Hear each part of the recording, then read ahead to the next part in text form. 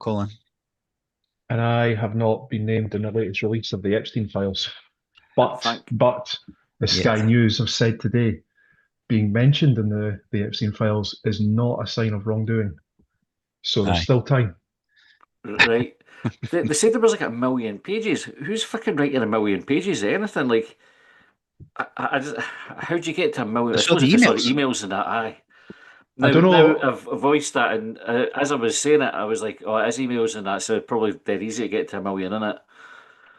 I don't know. I don't know how they do it exactly, but I'd imagine that there's probably a module on a scripting language that will be able to parse the files, and you'll be able to look for certain keywords. So that's how I think you see like loads of different stuff just pinging Yeah. out about different people. Go Hmm. for the keyword. Go basically like a keyword search.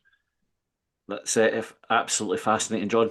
Uh, I was not at any point contemplating self-harming as you were describing that. So, football. Hibs, where did we start? Right, so we recorded preview show on Friday, and then almost immediately after we finished, we announced the signing of Dane Scarlett, which is a cracking signing. He obviously made his debut today.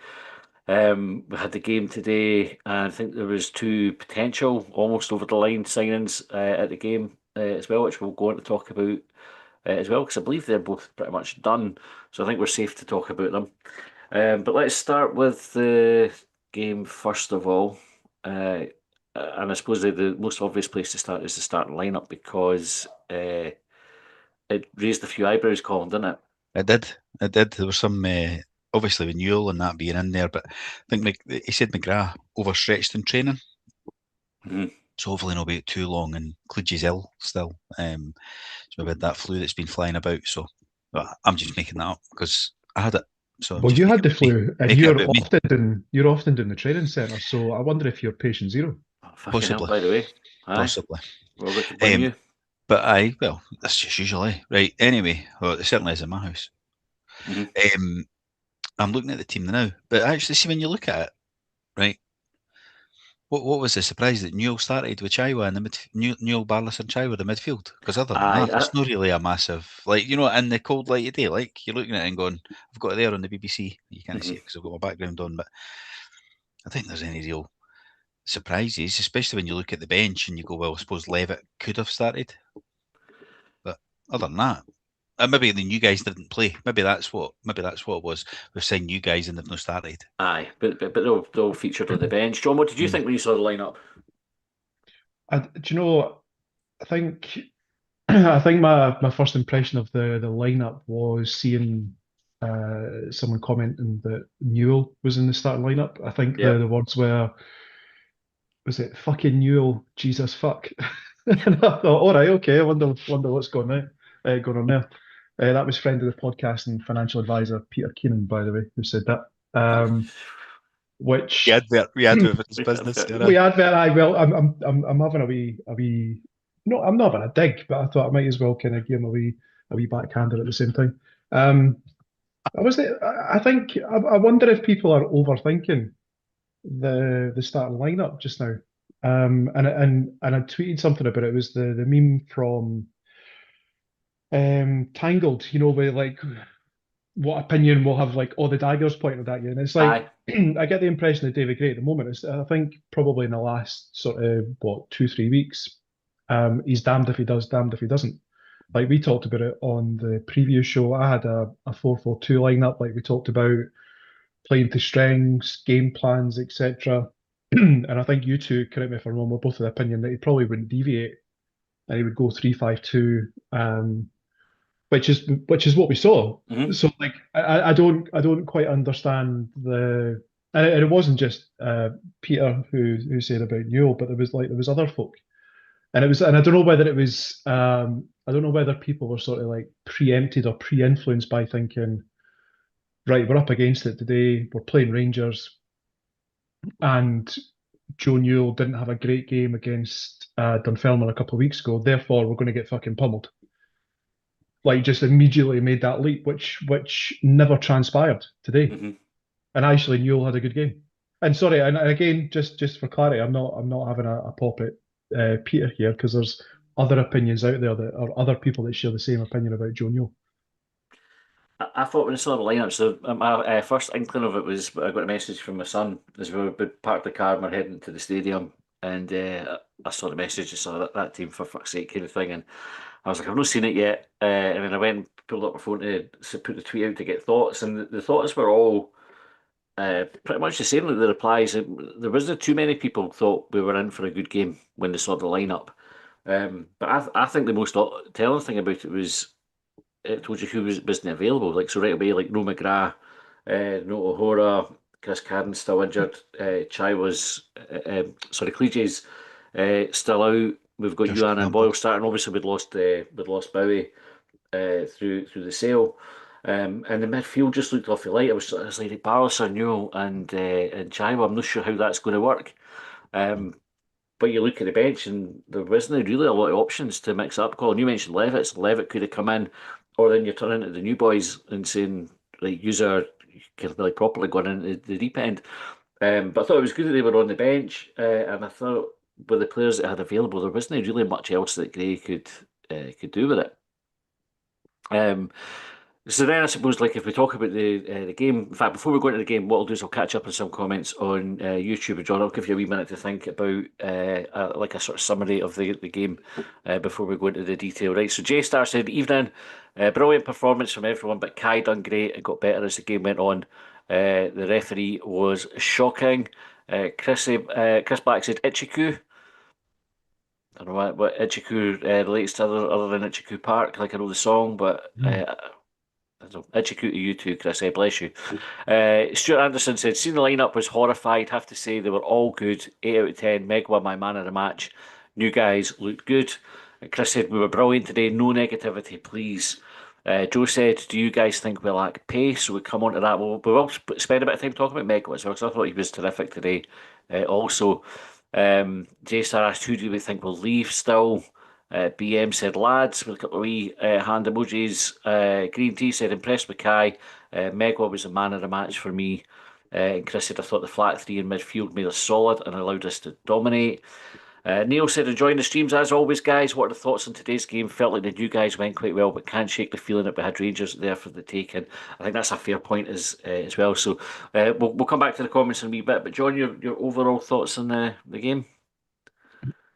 It felt like a game I'd seen before, where we were well, we've been a bit lacking recently, but it looked like we had turned up to a certain degree today, and Rangers weren't really up to much.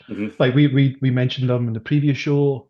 I made the massive faux pas, despite knowing that we were playing at home, of suggesting that we were playing at Ibrox, which was criminal. Embarrassing. It But was embarrassing. embarrassing. Yeah. We It had was 5 folk abhorrent. cancel their subs on the back of that, by the way. I know. I will come back stronger and win back the hearts and minds. So they didn't look like they had won their 5 previous games. They looked pretty average, and we looked all right. However, I've seen that game before where it looked like we turned a corner a bit and just couldn't score. First half, I don't think there was much between the two sides. Second half, I thought it was a much more entertaining encounter between the two, and I thought we definitely had the opportunity to win it and couldn't. Like just through, I don't know whether it was through poor finishing, poor concentration, or like maybe even a combination of factors with some of the new guys coming in. Because I thought that although they looked good in the ball, there was a couple of bits where like numerous players, not just the new guys that come in. I remember one instance, I think, early in the first half, where Boyle, in the space of a few seconds, looked like he just started playing football for the first time. And that was something that happened again later in the second half with some of the guys who we just signed. Colin, what were your thoughts on the game? I thought maybe the first 5-10 minutes it was fairly even, but then after that we were the best team in that first half by quite a distance. Created what felt like quite a lot of chances. I was just going on my phone there to get the stats actually about how many shots and stuff, but 17 shots, 6 on target we had versus their 11 and 2, because it felt like Salinger didn't have anything to do really. and we were pressing for the goal and creating what felt like decent chances. Obviously, Boyle had the 1-on-1, which I think he should have done better. I've seen an angle. Have you seen the angles back? There's one behind the I've not goals. seen it back yet, no. If he actually went, the goalie's covered the goal quite well, but he's doing low, and you think you just need to go high. Like, but I know it's split second stuff, but it was a bit of a feeble finish, really. Other ones were harder chances. I thought, the headers. I think Butler made a good save for Yuan, didn't he, as well? So it felt like we were the only team that was going to score in the first half. Second half was a bit more probably evened out again. They maybe made some changes. Barlaser in the first half I think Barlaser and Newell playing together seemed to open Barlaser up to having been able to play a lot more passes than Ben. He's maybe the one sitting. It felt like there was two sitting there deeper. Newell played forward passes as well, by the way. That one he put Boyle through. Because we often hear sideways, backwards hoof and that. Didn't feel like that today. Newell, there was an easier option on than that pass to Boyle. It was a really good ball. I actually thought it was Barlaser at one point because I thought, well, Newell doesn't tend to do that often. They actually strike the ball quite similarly. Newell and Barlaser, a very similar style when they're playing. But I thought Barlaser in the first half was really, really good. Second half he was a bit quieter, but then he did come back onto a game, and I think he was one that played. There was a wee through ball towards the end, maybe for Molotnikov or Elding, I can't remember which. So I thought we dominated it, especially the first half. We were the better team. There's no doubt than that. And I don't know how else you measure it. It felt like we should have won the game. It was a game where we were talking about needing to see a reaction, John. Off the back of the last two, not just bad results, but bad performances as well. I think despite the fact we never won the game, there's not going to be too many folk heading home unhappy with the performance for Hibs, you think?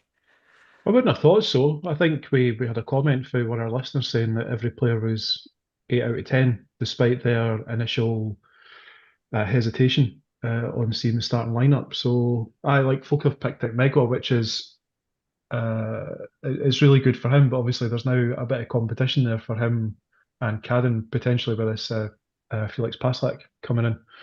I'm trying to think. I was going to make a smart comment about split sixes if we're going to see Newell after Newell and Barlaser's combination today. I wonder if we'll maybe see that again in future. I think they call that a double pivot.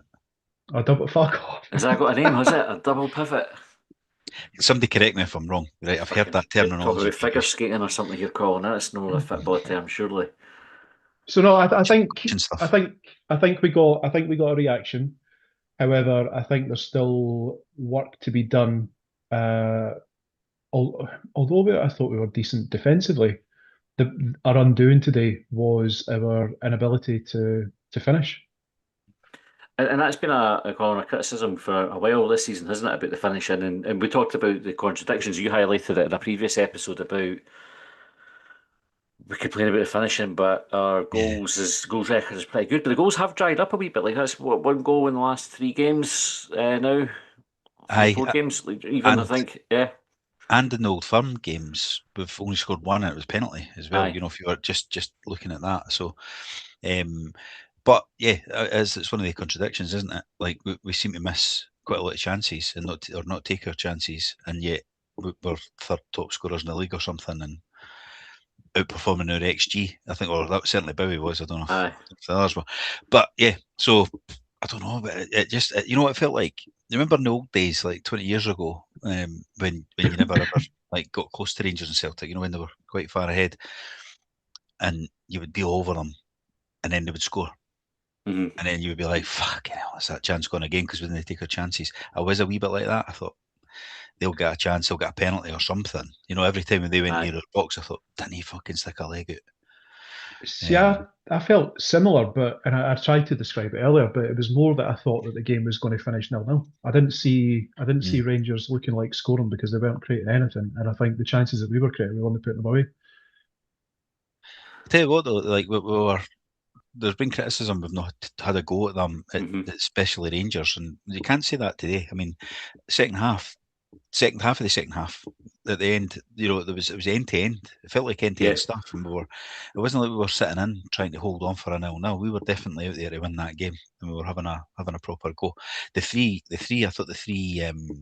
attacking young guys, Rudy and Elding and the Scarlett. other guy, Scarlett.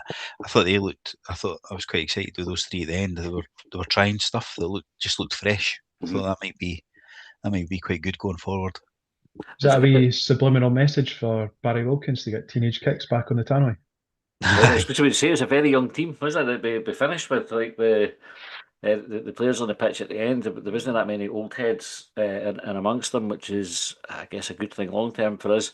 We lost Chaiwa early on in the game, John. Like I think he gave himself a solo. I couldn't make out if the ball cannoned off of something he did or off the Rangers player, but it caught him in the face, and then it was like a wee while later he went down again, and then that was I get an injury to his eye. I'm sure they mentioned on the radio Must be after a concussion. It must be a concussion, though. I think the ball hit him flush in the face. I think the Rangers, was it Suter maybe tried to clear it, and it did clear it, and it caught him flush. So, and it was his eye he was pointing at, but it must be a concussion thing. I never managed to make the game today because I had other commitments for the kids. But the picture on the TV, I think he almost did I think he sort of motioned like a canny see. I can't remember the exact motion, but I don't know, like if it was quoted as an eye injury. I got the impression it was a canny see, like I've got double vision kind of thing. I assumed because the ball had hit him in the past that it's been a concussion. He's maybe got double vision or something. But it could equally be that it's just blinded him temporarily, at least, or hopefully. So he went off. Kai Andrews came on for his debut. Colin Andrews is probably the one that had the least fanfare of the signings that we've had so far. I think probably by virtue of the lack of minutes that he's had for folk to kind of go get a sense of what he's doing. Yeah. There's no like really that much a highlight reel out there for him. What did you think of his debut? Before I do that, is he on loan? He's on loan as well. Aye. Till the end of the season, yeah. Till the end of the season, aye. So I thought the first 5-10 minutes the game passed him by a wee bit, but then I thought after that he covered a lot of grass and looked quite decent on the ball. There was one point in the first few minutes he came on, I thought he's just let that guy run past him, and he's not even chasing. But I mean, that's just obviously maybe just caught him out. Well, he played here for Motherwell, so I don't know how the pace would catch him out, but it took him 5-10 minutes to settle, and then I thought he was really good. I thought he looked decent, and I wouldn't be surprised if he's starting next week, or Wednesday. Sorry, it is, isn't it? It will be probably because my gran that'll be back available, so I would expect him to start.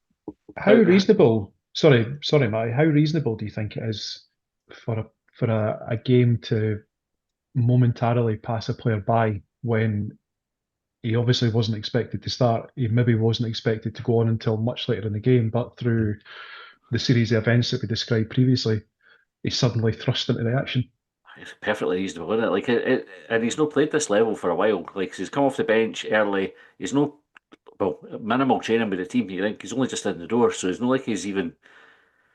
Just to understand what his role is in that midfield. Yeah, he's only had the instructions before the game, and then pretty much he's winging it. I thought when you put that context around it, taking a few minutes to get up to speed with the game is perfectly understandable. I thought he really shone. I thought he stood out, and it was one of these debuts that kind of catches you a wee bit off guard because, like I say, the expectations weren't necessarily massive for him. But I thought he acquitted himself very well. What did you think of him, John? I was pleasantly surprised because when I was doing my research for my team on Friday night, I didn't know really what position he played other than he played in midfield, and I think I saw something that suggested that he played like sort of defensive midfield. But where I was pleasantly surprised today was when he found himself driving forward on the edge of the box, kind of creating a little bit of space for himself to open up the play a wee bit. So it seems like we've got a bit of an asset there because we had a laugh about the number of midfielders that we have. I forget who it was. I think was it someone on Twitter or someone in the Patreon. Yeah, had shared like a potential lineup. Josh Campbell, utility man, he was between the sticks. But the other 10 were midfielders that were playing outfield. But I think one of the things that we've maybe lacked, and actually I think someone in the comments before talked about pace, and we've lost Josh Mulligan for a period anyway. Like he's that sort of like driver and force in midfield, and I thought Kai Andrews did well to fill those boots today. Mm-hmm. And it's a good midfielder up against as well, which is the other thing to remember. Like the Rangers midfield's probably like their strong point in their team. Although I thought they defended, I was going to say they defended pretty well today. Actually, they conceded a load of chances, but when they needed to get blocks and tackles, I thought they did quite well.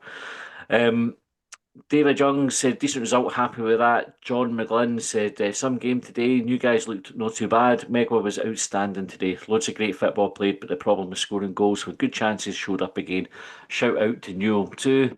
Alan Anderson says, have to say I'm disappointed in the amount of Hibs fans wanting us beat today. Disgusting. The day I turn up Easter Road and want us beat is the day I stop supporting our team. I have to say, I'm with you on that one, Alan. There was no result other than a Hibs win that I was looking for today. How many folk have said it? That really though, like, I think how many folk are serious about it, eh? Which is the thing. Like, I think it would be like a bit of a joke, but I mean, they didn't even enter my thoughts that they weren't anything other than a Hibs win today. I thought it was interesting. I'll credit one of my mates here, McBee, boy who collects the shirts. He talked. He used a phrase recently, which is like knots in the tapestry of a season. And today, I think was one of those knots because of Hearts' result, because of how we've been playing recently, because Rangers are the nearest challengers, etc. Like I definitely saw a few people suggesting that not that they wanted Hibs to lie down, but if Rangers were to win today, it wouldn't be the worst thing in the world. only fucking 1st of February. You know what I mean? I agree. But it is like that is part of it. And I've even jokingly said, like myself, like I think it was back in 1986, like Hibs celebrated a throw-in, I think, when at Easter Road when Albert Kidd when the news had filtered through Albert Kidd scoring. And I wouldn't mind a little bit of history repeating, like if I was to share in a similar moment, because that would be like a knot in the tapestry of like football seasons, if you like. Mm-hmm. Well, one of the things that amused me was coming out after the game and the amount of people that were sort of commenting on how poor Rangers were. They're like, they're never going to win a league playing like that. And I thought, it's interesting, they've come away with a point at Easter Road, whereas the champions elect got fucking scudded. Do you know, when they did it? So I don't care what folks saw for Hearts in that game that they never saw for Rangers. Rangers come out with a better result than Hearts for Easter Road this season. So anyway, fuck them, fuck the both of them. That's pretty much where I am with one of the Hibs. Gary said, played well today, patience. We will get there, glory, glory. K-Rob said, much better performance in the last two games. New signings did well today. Only the negative was no goals. David Young's, he says, apologies for, you know what's coming next, don't you? Yep. Apologies for the poppies. That's it. Just next time, don't chore them. That's it. Just have a, if you're going to go on about winning world wars and that, I can pay for your poppies. That's it. J Star says we can't want. Actually, J Star, you've lost me. We can't want beat. We can still get fourth or lose top six. I think the point is there we kind of want to get beat, but we're still in the hunt for top four. So, fair enough. I agree with that. It was kind of the Hibs result was the most important thing today, was to try and get a win. Motherwell are creeping away, like the 7 points behind them. You know what I mean? It's like that's just sort of happened. Because it was only a few weeks ago when we had a decent performance and drew with them that we could have jumped them in the league. If we had won, and now we're 7 points behind because they don't let goals in because they've got that solid defence of Stephen O'Donnell and Paul McGinn. So speaking, just sorry to repeat blows my mind. Blows my fucking mind. Mentally. Knots and tapestries, but we're 9 games away for the split, and assuming that we can hang in there, like and finish top 6, like they're going to have the same fixtures, and then we're in the situation where we're trying to better their results to try and claw back that gap. Like it's definitely not a foregone conclusion that Motherwell finish 4th, albeit they're in the driving seat at the moment and playing well.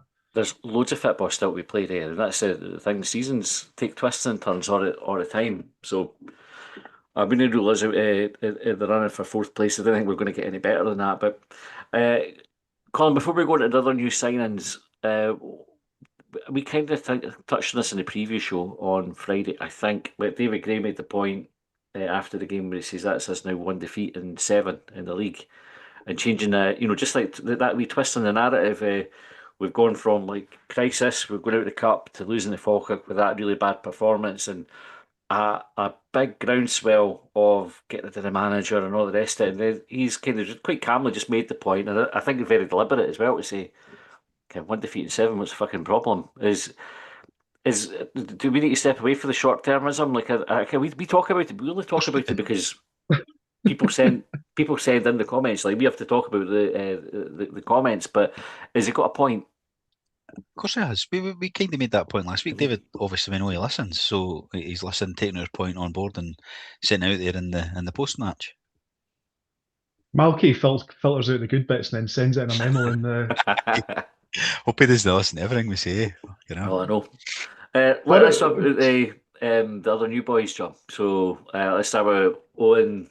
Could I ask one question? Sorry, just before we get into the new guys. I want one of the things I saw today. It was just when you mentioned narratives there, the thought popped into my mind. And one of the narratives is that David Gray plays his pals.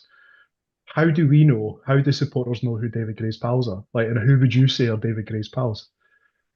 I think folk just assume it's gossip. Aye. Folk that have been here a long time. I think that's what it is. That's it. And I guess there's a few folk following my book to see who he's hanging about with. Is it? Do you think it's a destructive narrative? Mm-hmm. Aye, of course it is. Yeah.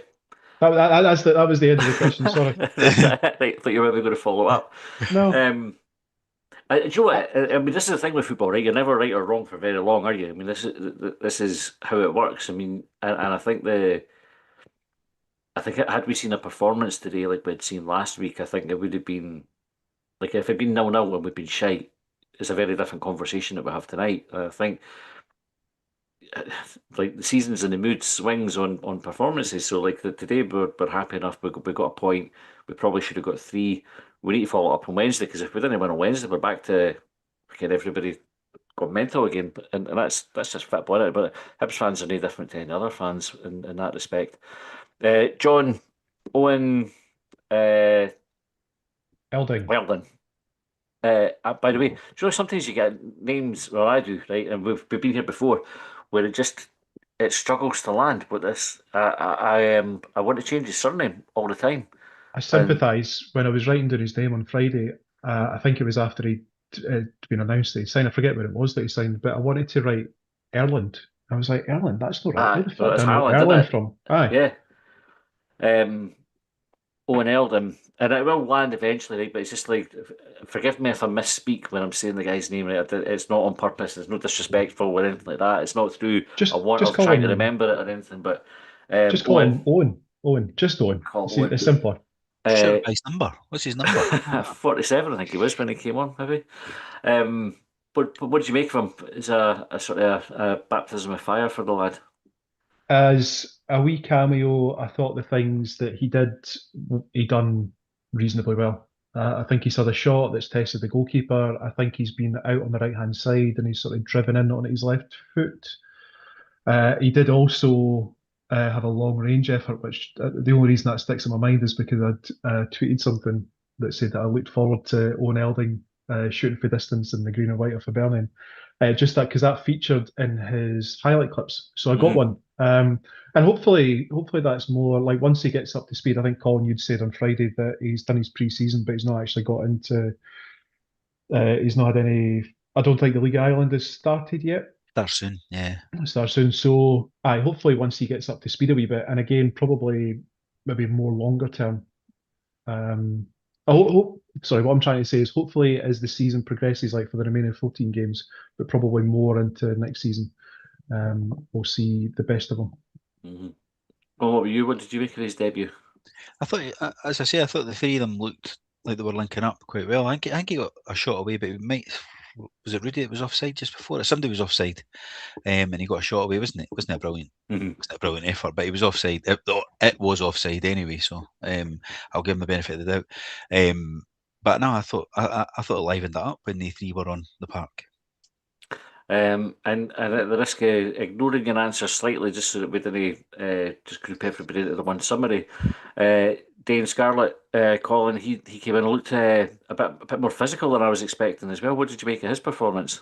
Aye, so he had a couple of nice touches. There was a big diagonal came over to him, he killed it dead with his first touch, and then there was another one. The defender got in front of him, and you thought he's lost it, and he muscled the guy off it, like what you're talking about that. Mm-hmm. But you're saying more than you expected because you're looking at the physique of him. But these boys that play at that level, he's on the Tottenham bench and that they're all strong. Like that's what I always say about our youth guys. I know he's 21, so he's had a couple of years on it. But our youth guys come out and they're maybe good technical footballers, but they're all like wee laddies. and they couldn't do that. Whereas that's maybe the wee bit of additional strength there, physicality, because their defenders are big guys, and he just brushed the guy off to get the ball back. So I'm hoping to see more for him. He must be a good player. Like it's not like it, and that's not just because he's got. We've spoke about it for years, probably even before we'd started doing this recording. What we said, that players come up for England and they're Liverpool in brackets after their name or whatever, and they think they're doing you a favour, but they've not really been a Liverpool player. They've just been signed by Liverpool. He's actually got like a medal and played in Europa Cup winners medal. Okay, so he's been properly in that first team squad. Not like some guys we've had up before for Nottingham Forest or Liverpool or Aston Villa and stuff. So I'm hoping to see a decent bit for him. I'd like to Tuesday night. It's Wednesday night. Wednesday night. Yeah. Hoping to see one or both start. John, from other people's young players to our own ones, probably worth spending a wee minute on Megwa and his performance. So we've got a couple of comments in here, right? So Craig McCurdy said Megwa was excellent today. Chris Black says Kanayo Megwa, Hibs right back, superb. We've had a couple other comments on Twitter and stuff about Megwa as well. How good a performance was it for him today, and how much has he grown into the shirt?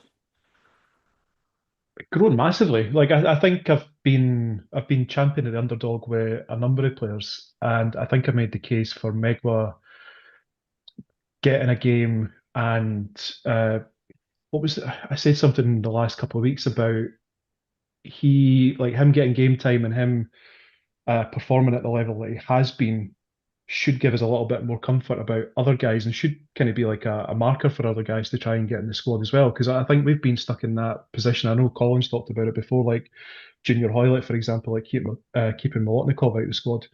There was maybe a reluctance there previously about dropping Cadden because the only cover that we had there really was Megwa. But actually, he stepped up, and I think there's training with the first team, and then there's playing in first team competitive games. And that's kind of like the next marker, if you like, of sink or swim kind of thing. And he's definitely swimming at the moment, and he demonstrated that today. And as I said at the start of the programme, it's maybe the next sink or swim challenge for him is the challenge of Felix Passlack coming in, because I don't think it should be a given that despite where he's come from, despite the level that he's playing at and previous clubs that Passlack has played for, that shouldn't just be an instant, right, well, that's you in the team. Because Megwa's earned his place there. He doesn't instantly lose it because a German boy comes in. Colin, I'm going to quote a post from Billy Wiz on Hibsnet, just because I thought it was a really good point, so I'll maybe paraphrase him, but he was talking about a good bit of management by for Gray today by putting Rudy on with other young players, as if to say sort of it's not just about these new boys, you've got your part to play in this team as well. Obviously, Molotnikov's had his injuries and stuff that's maybe been a wee bit of setback for him, but how did you think he did when he came on? I thought I like to look at him. I've liked to look at him though, but it's been like in total flashes, hasn't it? In between injuries or spells out of the side. So that's a good shout. And I've not read that. I've not read the message boards yet.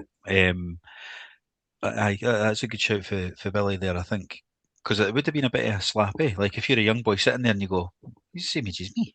Like, what age is Rudy? About 19. So same age as Elding. 1920, yeah. Aye. So another one's 21, so he is more like he's a proper man. Like the 19 years, I'd still give you I'd still see you qualify for Young Player of the Year. 21, not. But that's a good point, and I thought it maybe gave him a wee boost because I thought, as I've said it 2 or 3 times already, the 3 of them looked like they were trying to link up and were I think that's promising. I'd like to see that, a bit more of that. Especially with Levitt on the bench as well, because it would have been easy for Gray just to turn to Levitt and go, right, that you go in with you've got plenty of first team experience, but to go and trust Rudy to go in at the same time as the other young boys, I thought it was good, and I really like that point about the sort of the thought into it for Billy. Ronnie said a really good performance today, something to build on. Craig said Abita was superb today, too, especially given the position switch. Chris said I thought Abita was man of the match. He was so good. Ronnie said, hope we sign Barlaser on a pre-contract. I think he offers more than Levitt. And well played by the skipper. He shut a few up today. Joe Newell, Colin, what did you make of that? So Joe Newell was probably the one that caused most consternation pre-match, wasn't it? But Yeah. how do you think he did? I thought he had a really good game. Was it 65 they played till, was it? Something like that, I thought he done well, covered the ground, kept the ball moving. Him and Barlaser seemed to have control of that, the ball in the first half. Played some nice passes, forward ones as well.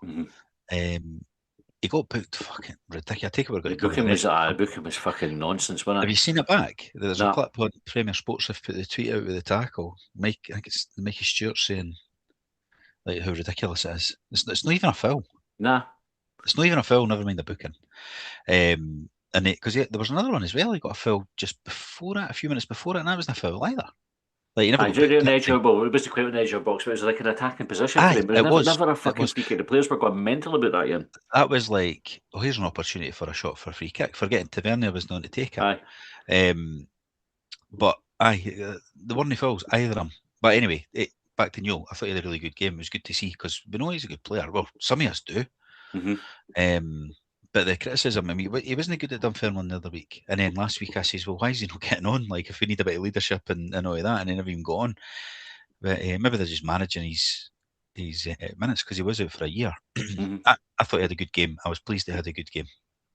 There was a moment just before half-time, John, Collins touched the leadership, where sometimes the crowd noise goes down, you can hear what's happening on the pitch. So it was just an injury time, and we got a throw in on the West Stand side, and you just heard this big shout for the pitch. It was Newell fucking rallying everybody, kind of getting to the clap and just fucking geeing everybody up, and it's like, I can't say the obvious leadership things that folk point to because it's the bits that you can see, but that it shows you the important, like the value of having your captain on the pitch, doesn't it? When you have like that kind of behaviour. I wonder if it's like a twofold thing. Like I think we've talked about leaders before not having to be the captain, like having someone there that is going to speak up and try and rally the troops or however it is you want to describe it, but also to have your captain doing it as well.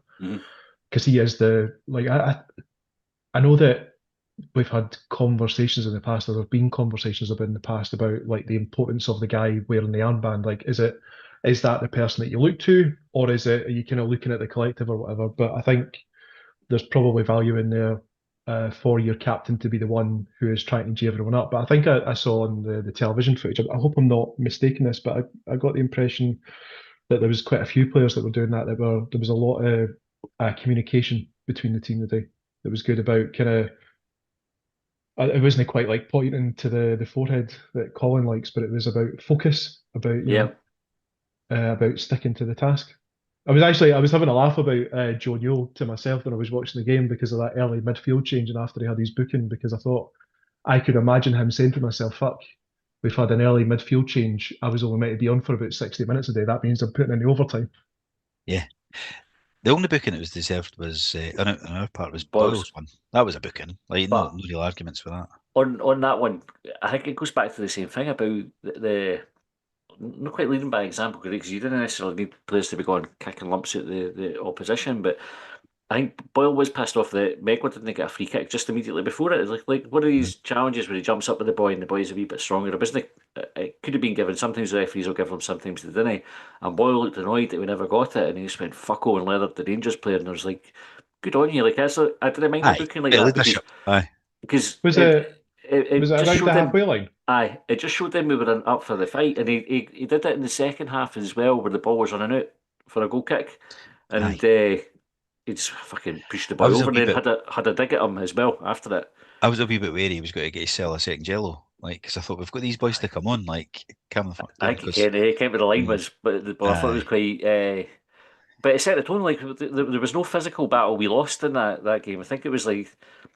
No, the Rangers were losing them either. Like, that's kind of contradicting myself, but they gave as good as they got, like both teams with it. And there is a risk when you're playing, because Rangers are quite a physical team now.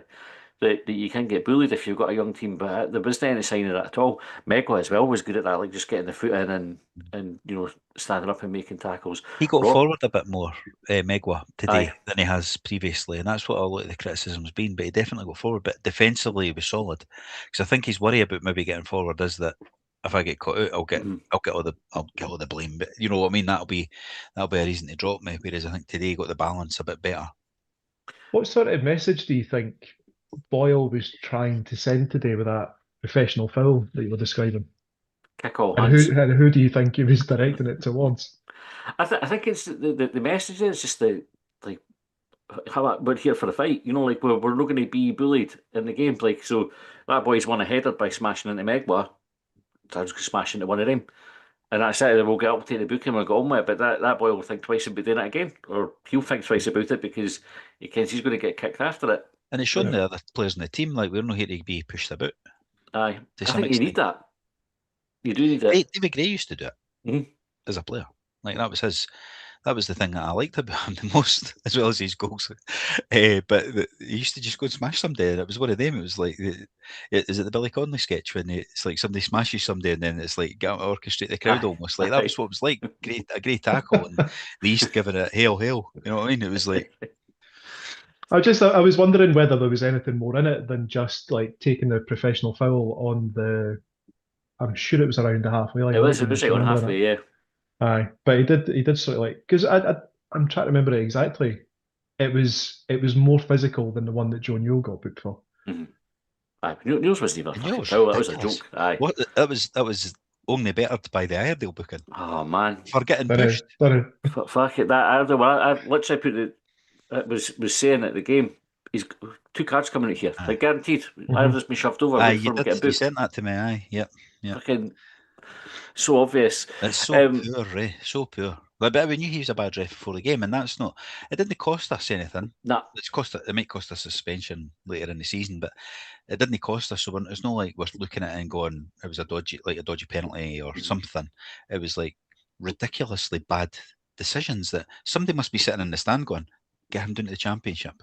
Must be, because he's like that every time we get him. Every game, there's always I think somebody had said, and I'm not sure, I haven't fact checked this, but somebody said he was responsible for the most VAR overturns right? In his games. Like, so obviously it's like, so he's getting the most wrong.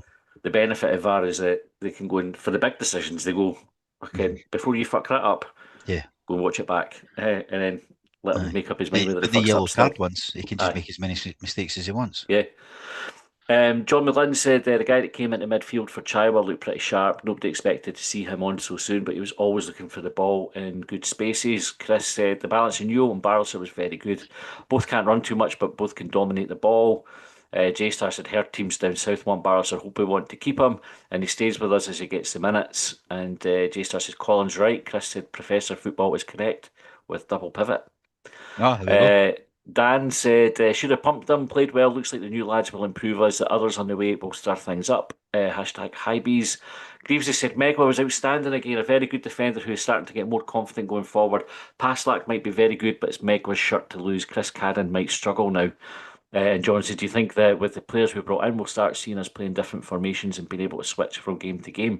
Well, we did that today, Colin. We keep an eye on the plan B thing since it's kind of come up as a topic. And a little bit enforced with Hanley going off, but that wasn't the first formation change in the game. Gray switched it about a couple of times before that already. Did you pay attention to that? Never. Brilliant. But if it didn't make us win the game, so it doesn't count. That's where I got to last week when I challenged that. It's only a plan B if it works. Aye. And it's only a plan B if someone recognises it as a plan B. Green White said, great positivity today, great freshness in squad. Rangers only looked like scoring with a long, straight hit ball.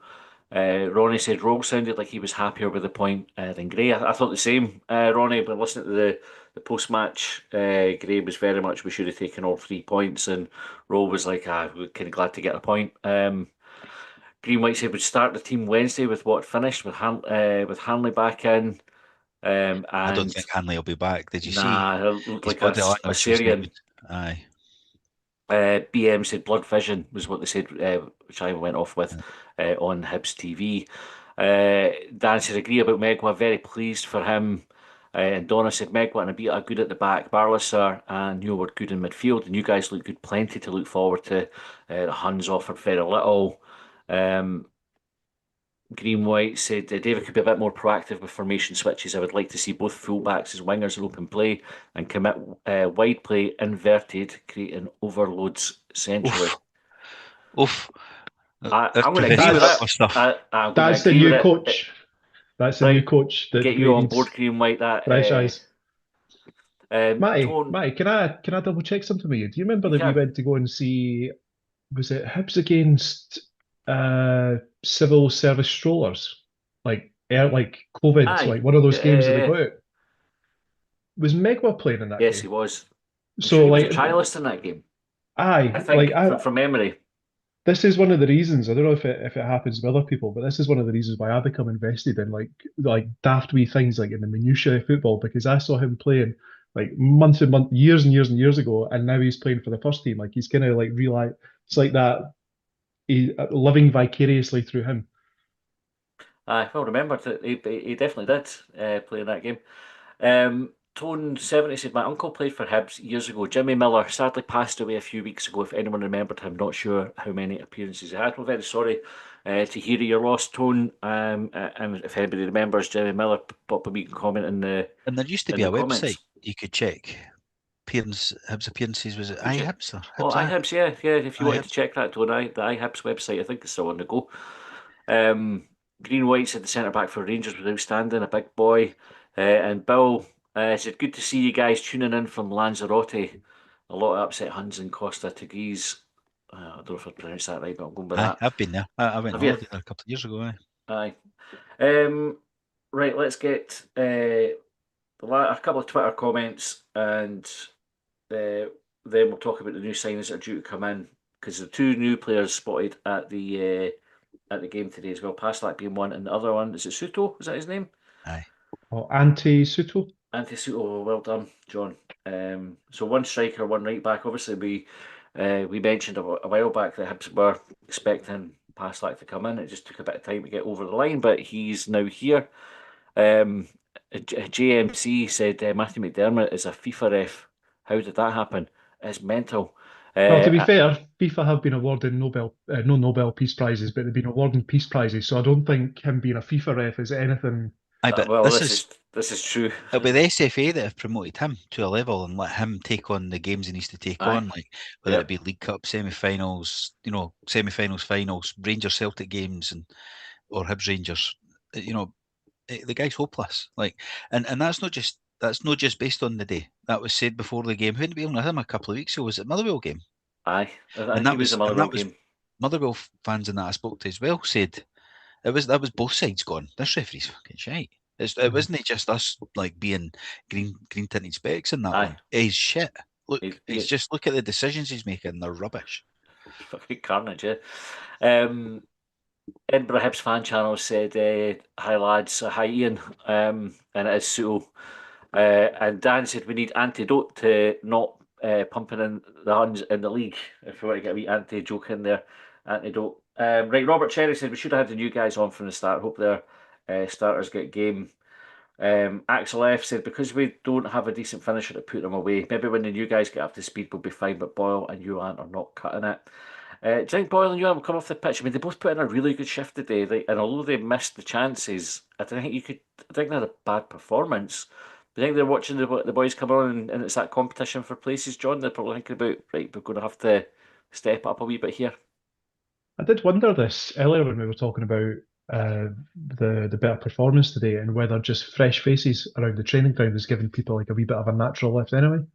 Because I think what we talked about is some of the injury problems that we had. And I think when Joe Newell talked about his and Rudy Molotnikov's sort of injury spells, he was saying like you'd go in for the team meeting and then when everyone else was trotting out to the training pitch, he was off into the treatment room. So I think with if there's several people going off into the training room and it's a bit of a depleted squad that's going out for the first team training, some new faces, I don't know whether it's like new ideas, but a wee bit of invigoration around the place has probably benefited. Aye. It's probably benefited everyone as a whole. It's a good shout.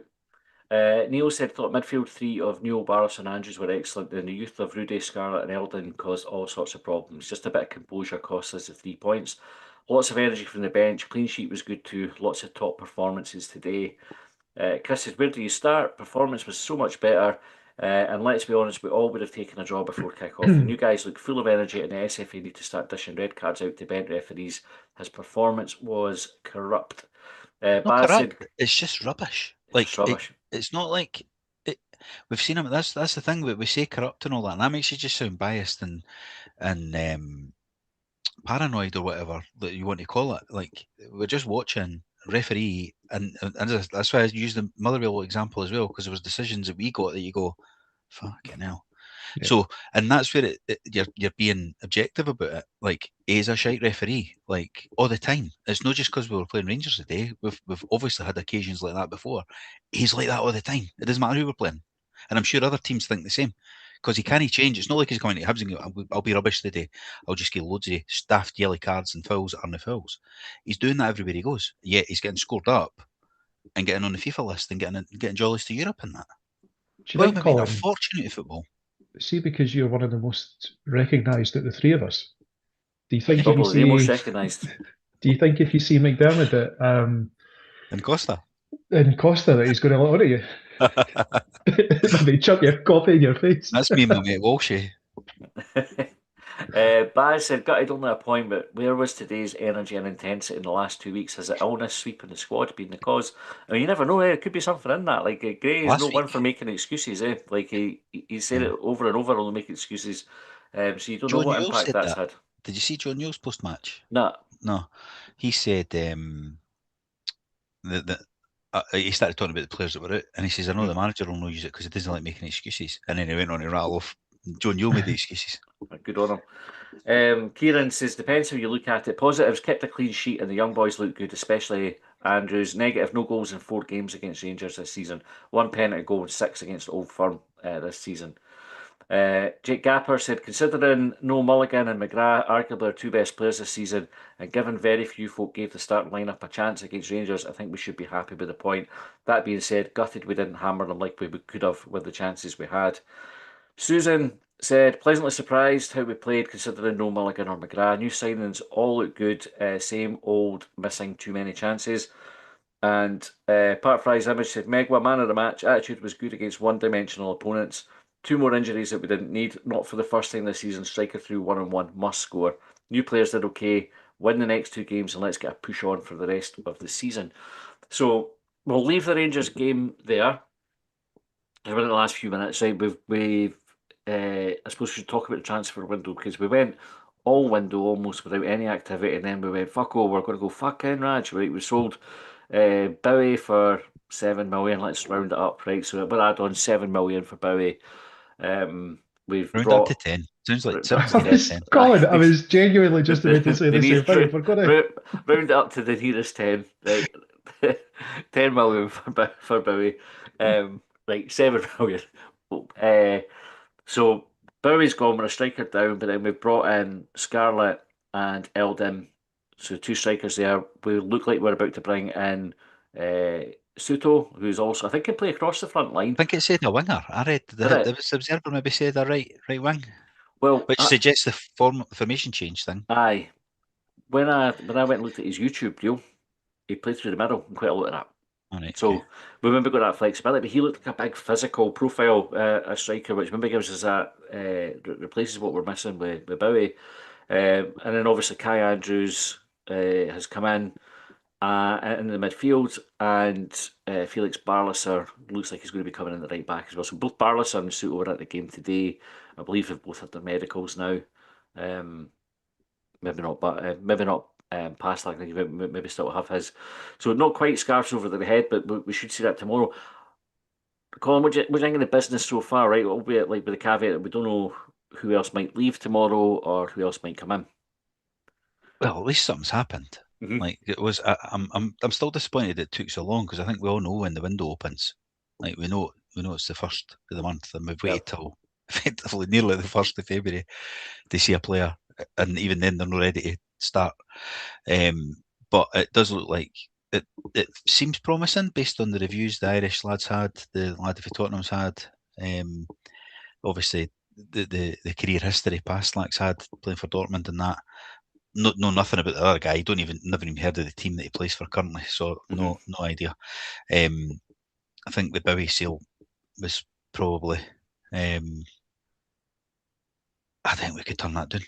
No. I think we could turn that Do you down. think that was the catalyst for getting these deals over the line? You know, maybe we're just waiting on that being confirmed to know that we could finance these deals. Or do you think it would have happened regardless? I don't know. When you going into the 1st of January, we needed players. We needed them at the end of the summer window when Bowie wasn't even getting talked about being sold. So I'm not sure. I think the other one's Mitchell going as well, obviously, because of course, yeah, right enough. It might be a bit short now because I think Hanley will be out for just based on how he looked, his age and that, he knows when he's hurt himself. I mean, a wee bit like Mulligan going off. Like Mulligan's a young guy, he knew this isn't. I can't play on. I'm out for a wee bit. You could tell with the body language when they're coming off. So, might need another centre back. I think we've got those two coming in. But looks like they're there today, right? They're obviously. I mean, I think, yeah, consider them done. Aye, and I wonder if we might see one or two other ones as well. I don't know if anybody will be, maybe more loan deals, short term. John, do you expect to see anybody else leaving? It's a really good question. I'm not entirely sure because I think where we were previously when we talked about this previously, we talked about striker and right back being a priority. I don't think we looked at the squad and said, "Oh, it's massively heavy." I think we were looking more towards the end of the season and players that might leave then upon expiry of their deals or otherwise. I think there might be room. So this is hypothetical, but I wonder if we might see Levitt leave because you mentioned before that he was on the bench today, and although I appreciate the point that him and Molotnikov aren't the same player, Molotnikov getting a game ahead of Levitt kind of suggests that Levitt's down the pecking order, as well as Levitt being not getting the nod ahead of some of the young guys who've come in. So that kind of suggests that Levitt's there and is pretty much surplus to requirements. So there might be a move for him. I don't know if there'll be a move for Hoylett. He's not getting much in the way of game time either, and he's got the World Cup on the horizon. So if there's to be any changes, I would imagine it might be out of those two. Just quickly jumping back to the comments. So Ian asked what was the formation today. So the formation changed. We started off with the 3 or the 5 at the back, depending on how you look at it, 3-5-2, but we ended up with a flat back 4. I think it was 4-3-3 by the end of the game that we were into. Kieran said it was proper refreshing to see Kai Andrews today. I couldn't put a finger on what our midfield was missing this season, but having seen him, he's what we've been missing. Walpole said, thought with Newell in the midfield we would get run over. Glad to have been proven wrong. Great display today, a good start for the new signing. A wee bit of info here. This is what I love about doing this. We mentioned James Miller, obviously sadly passed away. John McEwen's already done the research and said he's listed as having made 109 appearances across 2 spells in the 1930s and scored 3 goals. Thanks very much for checking that, John, and for sharing it. Kieran asks, is it just me or does Abita look like he could be a centre half? He plays there for Uganda. I thought he was tremendous after a couple of minutes of figuring it out. So we'll talk about Abita in just a second. Tam said Collins' moan about Plan B criticism is a bit disingenuous. 3-4-3 with Campbell as a 10 or 4-4-2 with Chaiwa at right back are Plan Bs but poorly thought out and implemented. So are those Plan Bs a positive? So I don't think we were saying that they're a positive. I'm speaking on your behalf here. I don't think we were saying that they're a positive. What we were saying is they're a Plan B. So a plan. The question we asked is a Plan B that doesn't work? Is that still a Plan B? Or is it no? But if he's making the change, surely you have to acknowledge there is a Plan B. It just isn't necessarily a good one. I think is that the point? Yeah, and disingenuous. Maybe it's flippant. I was being flippant in a way, but it's more like. And I seen it was discussed on the message boards last week, and that point was made. Well, that's Plan B. Is that Plan C? And that's Plan B. But it's like, but they've obviously never trained it. They've never practiced it in training. I don't know how they know that, but that's what the answer would be. And you go, well, why? That just says to me, Plan B and Plan C don't count because they never worked. But it is flippant. I accept that, but it's just I just think it's a little bit boring, the chat about formations and that. I think you just get your best players on the pitch and then work the formation out for what you've got. But Glebe said surely Manny must be on his way out. I forget all about Manny. I mean, the I forgotten guess man. that probably tells you everything that you need to know. And I guess Cleege wasn't fit as well. Cleege, there's a bit of talk about a surprise exit, and I wonder if maybe Cleege might be on his way out as well, because he's come in and really, got the game time that he probably thought he was getting is coming in as a record signing, but. Who knows? I mean, we also kind of thought that he might be one for next season anyway, like as a sort of Boyle replacement. So we're maybe kind of speaking out of school there. And NGW1875 said, thought Mego was great today. Really like what I'm seeing from him. Right, we're out of time, so just very quickly, we've got Dundee United on Wednesday. We'll preview that tomorrow on Extra Time for subscribers. So if you're not already a subscriber, and we've had recently, some really good numbers watching us on YouTube. What we'd ask if you like the podcast and you watch it, go over to our Patreon. You get a 7-day free trial. If you want to try the subscription and you see what the extra time episodes that you get as part of being a subscriber. So absolutely risk free. You can go get 7 days free. Within those 7 days, you get access to everything that we've published before as well. It's not like you're going to have to wait for us to publish an extra time. You can go back and listen to some of the older ones. So we would appreciate it if you go and check that out. And a lot of them are sort of not timeless, like timeless, like the Beatles. Evergreen, they call them. But more like they're not always directly related to the game we played. So it's not like you've got to go back and listen. They're kind of more like a sort of 30-minute discussion on whatever shite we come up with. Aye. And if you didn't want to do that, at least like and subscribe on the YouTube channel. And there's another thing you could do on YouTube as well. I'm not sure it's an option for everybody, but you can hype. There's a button that says hype, which is like better than like. It helps the channel out. I think YouTube, again, they treat those videos a bit better than just if they liked. So hit the wee hype button if you can do that for us. That would really help us out too. Anyway, right, do you want a score prediction for Wednesday, or we keep that till the morning? Keep that under wraps. Nah. You'll need to subscribe to hear that. Okay, Roke. Fair enough. Right, Green Mike finishes off then. Said on a positive note, bring on Dundee on United on Wednesday, onwards and upwards. Right, we will leave it there. Thanks very much to everybody who's tuned in. Thanks for your comments, as always, and we'll speak to you all later.